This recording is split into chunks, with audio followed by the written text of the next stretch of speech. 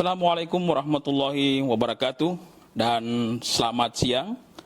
Kita jumpa lagi pada edisi hari ini, yaitu tentang Hari Pahlawan, yaitu bulan November. Pada kesempatan kali ini adalah Hari Pahlawan, dan kita akan mengupas soal mengenal Tuan Guru Qadi Abdul Salam. Di hadapan pendengar sekalian, sudah ada Abang Sof, nama lengkapnya adalah Sofyan Daud. Beliau juga adalah Ketua Bapemperda. Gimana kabar Abang Sof hari ini? Alhamdulillah sehat. Alhamdulillah sehat. Ya, di sela-sela kesibukan Abang Sof pada saat ini, di mana ada banyak agenda, paripurna dan sebagainya, beliau masih bersedia berkenan hadir di acara podcast Suara Rakyat 45 DPRD Provinsi Maluku Utara. Abang Sof, Tuan Guru Qadi Abdul Salam itu bagi sebagian orang, terutama generasi sekarang, generasi milenial, itu mungkin asing gitu ya. Nama Tuan Guru itu seakan-akan dari mana gitu, asalnya dari mana, dia itu siapa. Mungkin bagi sebagian orang secara umum masih asing.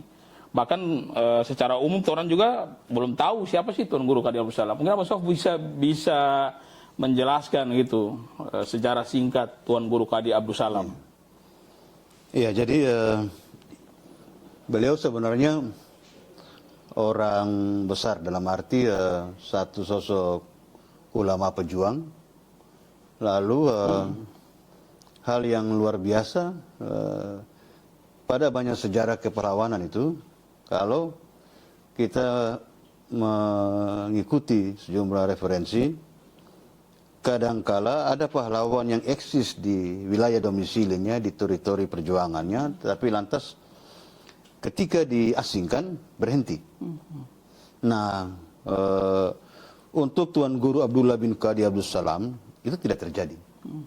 Jadi bahkan mungkin kiprah kesejarahannya yang lebih besar justru di tanah pengasingan kan. Nah, kalau kita mempelajari sejarah, kita akan tahu bahwa ada satu fase penting dari pergolakan melawan imperialisme di Maluku Kiaraha ini, dan khususnya di Kesultanan Tidore. Ada nama atau sosok yang sangat kuat sekali pengaruhnya, yaitu Tuan Guru Abdullah bin Qadi Abdul Salam itu. Nah, beliau sebenarnya sudah bergerak di sekitar tahun-tahun 1750-an, dan boleh disebut pemuncaknya itu di tahun 1563 ketika beliau akhirnya ditangkap oleh Belanda dan diasingkan ke Ambon, lalu ke Batavia, dan terakhir dibuang sejauh Cape Town di Afrika Selatan. Lalu memang kelihatan di situ ada satu hal yang perlu diperhatikan bersama, yaitu ketertarikan generasi untuk mengulas sejarah orang-orang besar itu agak terbatas begitu. Tuan Guru itu kemudian nanti mulai terkenal di pertengahan 1990. Nah, ketika di satu peristiwa ada konferensi Oki di Malaysia, lalu generasi kelima Tuan Guru namanya Profesor Irfan. Profesor Irfan itu salah satu peserta dalam konferensi Oki itu. Lalu temanya kebetulan berkaitan dengan peradaban Islam Melayu. Lalu beliau hadir di sana. Dari Indonesia itu diwakili oleh Pak Prof. Wardiman. Ketemu di sana, di forum itu. Ketika Pak Irfan mengatakan bahwa secara genealogis beliau adalah orang Melayu, Islamnya Islam Melayu, dan tanah leluhurnya itu Tidore, daerah Kesultanan itu. Lalu kemudian beliau hanya difasilitasi kembali ke Tidore, mengunjungi keluarganya di Tidore. Singkat cerita, dari situ kemudian mulai terkuak bahwa kita punya satu pertautan sejarah yang sangat kuat misalnya dengan Cape Town, dengan Afrika Selatan pada umumnya, yaitu tadi karena ada tuan guru yang diasingkan ke sana, lalu bersamaan juga dengan beberapa ulama yang lain seperti Syekh Yusuf misalnya yang terkenal itu dari Sulawesi, lalu Makassar Islam berkembang di sana, menemukan momentum untuk dengan perkembangan yang sangat besar. Saya kira kita patut memberikan apresiasi terhadap misalnya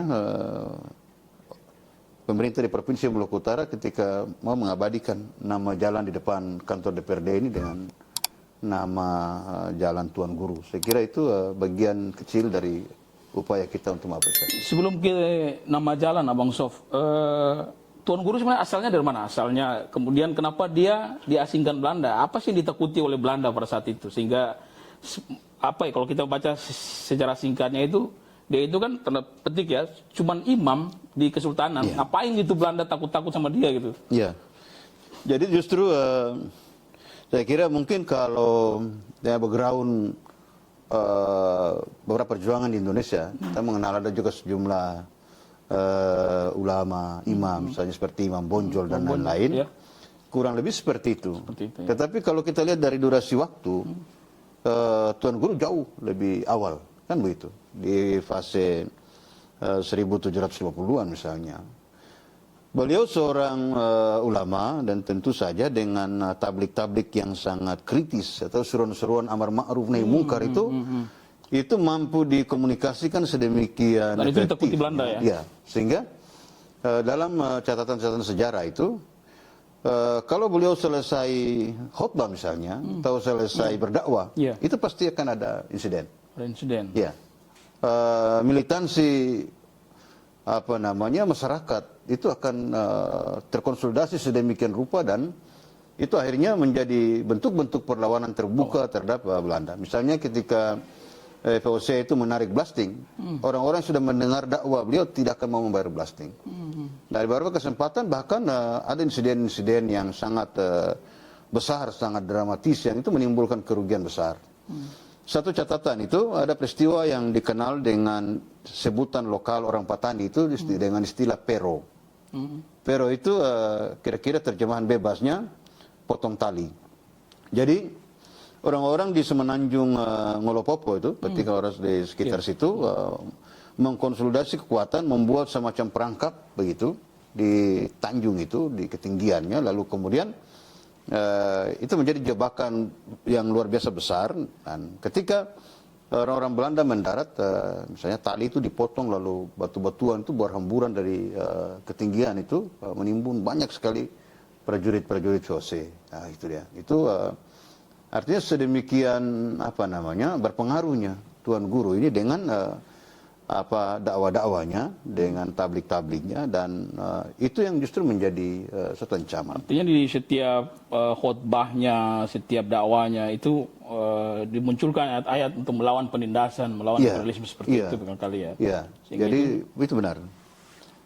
Dan hal berikut kan kalau kita melihat dari fase atau periode Tuan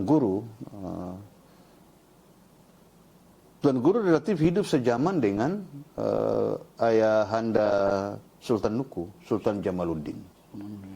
Jadi saya memiliki ketertarikan secara pribadi dengan figur ini, yaitu sebenarnya ada satu tantangan menurut saya untuk mencoba menelusuri pertautan yang ketat. Saya menganggap bahwa jika Sultan Nuku di satu fase tertentu boleh disebut sumbu dan juga suluh begitu, api yang misalnya bisa membakar nasionalisme, lalu mengkonsolidasi kekuatan yang begitu besar, maka menurut saya bahan bakarnya antara lain dari pikiran-pikiran Tuan Guru, dari pikiran-pikiran ayahandanya. Mereka hidup sejaman.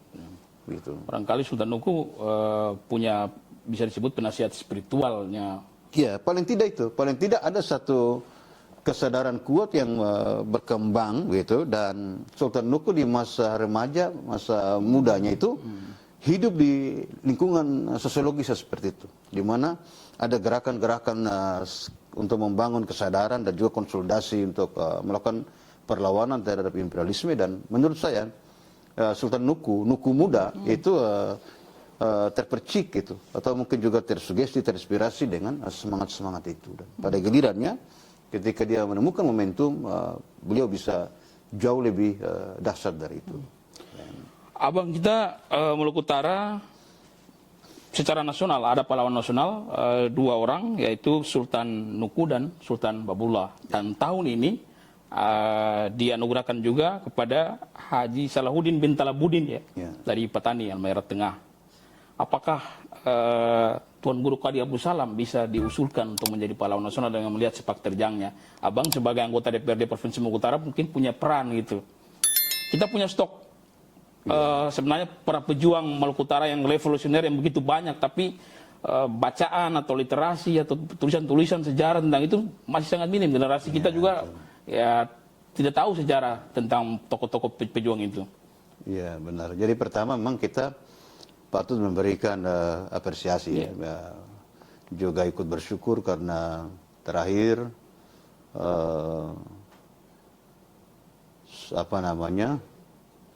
ada pahlawan baru lah untuk Maluku Utara yang akan dianugerahi di bulan November.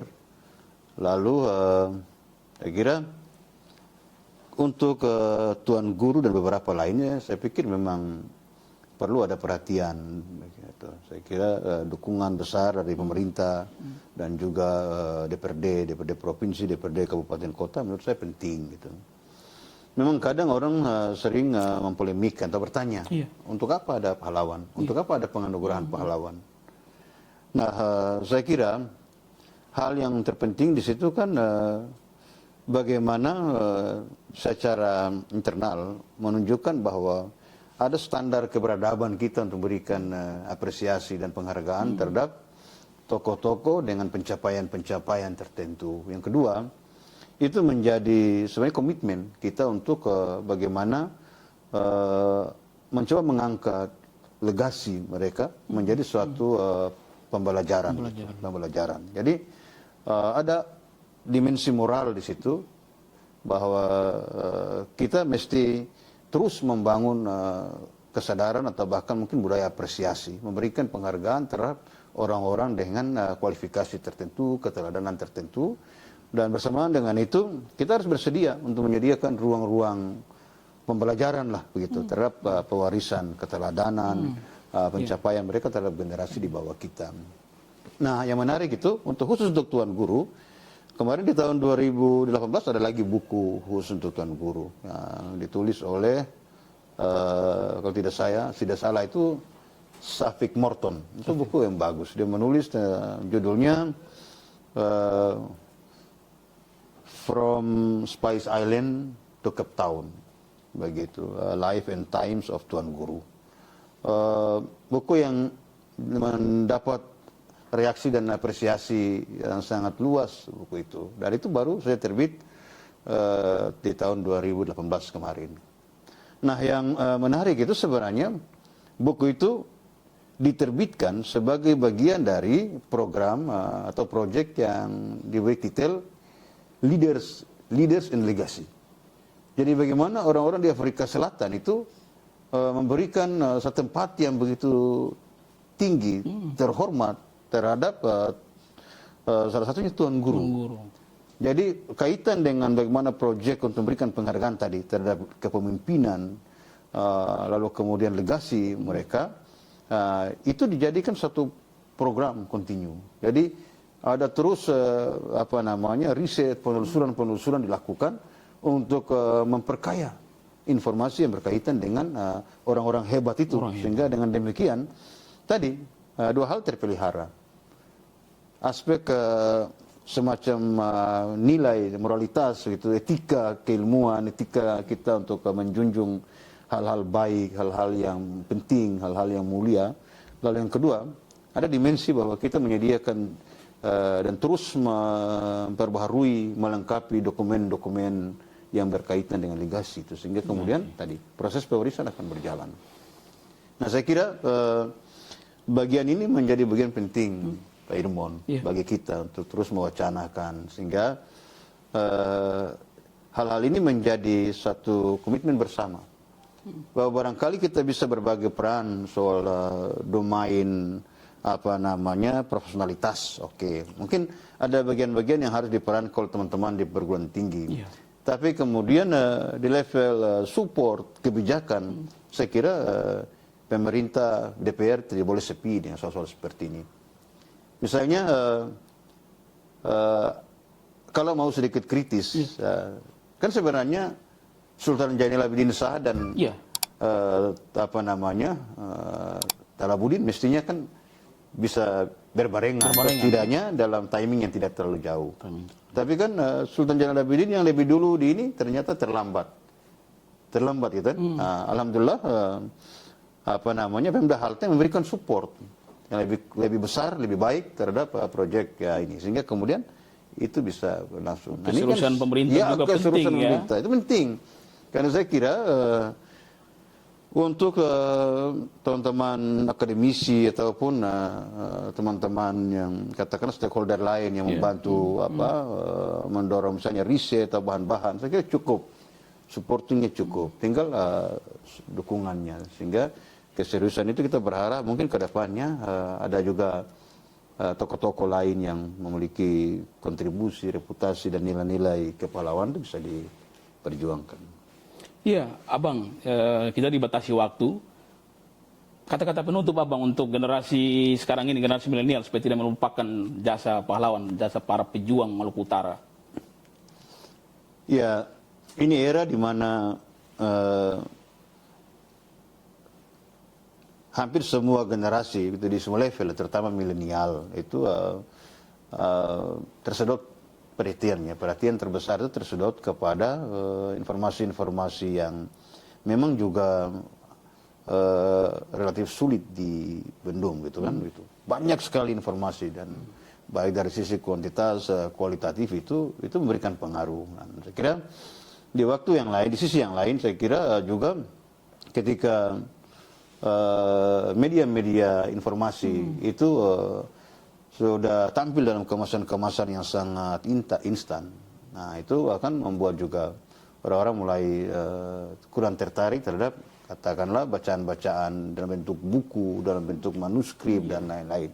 Kecuali barangkali penggalan-penggalan yang singkat-singkat begitu yang bisa di googling dan lain-lain. Saya kira infografis gitu ya, biar lebih tertarik gitu ya. Jadi itu artinya apa? Ada tantangan juga untuk generasi sekarang untuk bisa menelusuri kisah sejarah misalnya atau ulasan-ulasan yang lebih mendalam. Nah, harapannya memang di era seperti ini saya kira mesti banyak juga media-media alternatif kan begitu. Media alternatif. Salah satunya mungkin seperti podcast begini atau ada tadi infografis atau mungkin event-event yang mendekatkan teman-teman atau kalangan milenial dengan di figur-figur kepahlawanan begitu saya kira untuk yang. Ya, terima kasih Abang Sof sudah menyediakan waktunya bergabung di podcast Suara Rakyat. Sama-sama. 45. Kami sangat berterima kasih atas kehadirannya dan pencerahannya soal sosok Tuan Guru Kadi Abdul Salam, pahlawan dari Provinsi Maluku Utara, tepatnya di Tidore, dari Tidore.